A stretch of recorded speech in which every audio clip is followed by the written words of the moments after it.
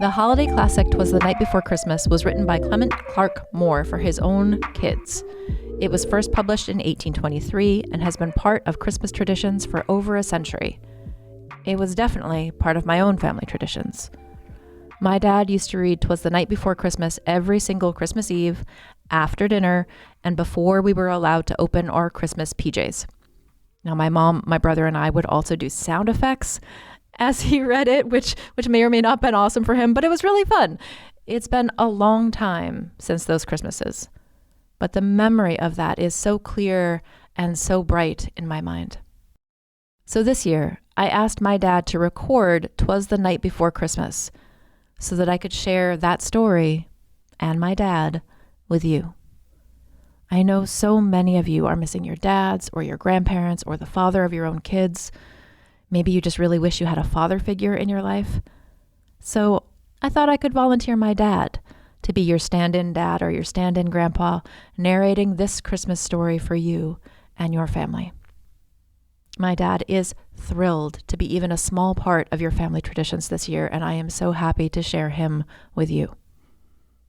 Without further ado, everybody, "Twas the Night Before Christmas," written by Clement Clarke Moore and read to you by my dad, William Devine III.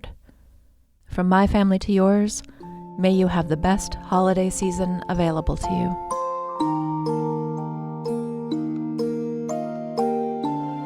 "'Twas the night before Christmas when all through the house not a creature was stirring, not even a mouse. The stockings were hung by the chimney with care, in hopes that St. Nicholas soon would be there. The children were nestled all snug in their beds, while visions of sugar plums danced in their heads.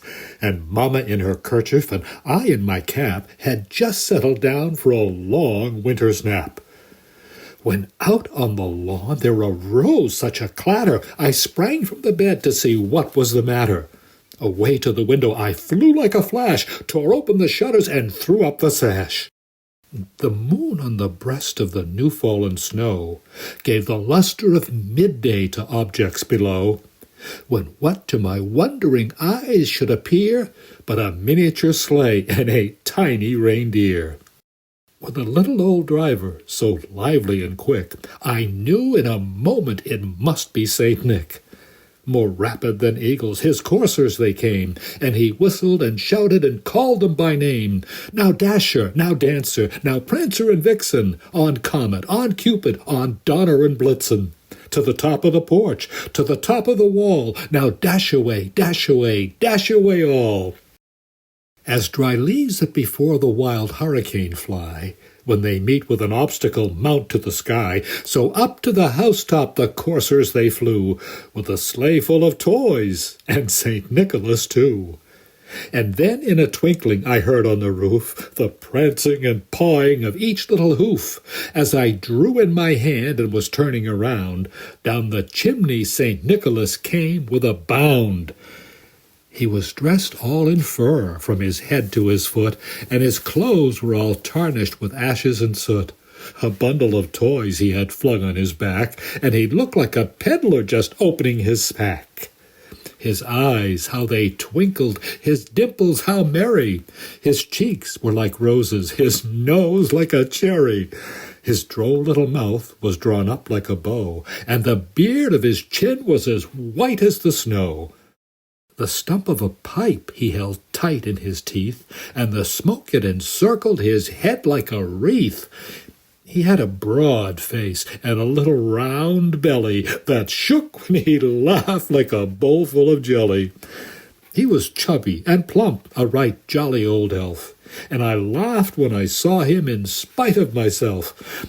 A wink of his eye and a twist of his head soon gave me to know I had nothing to dread.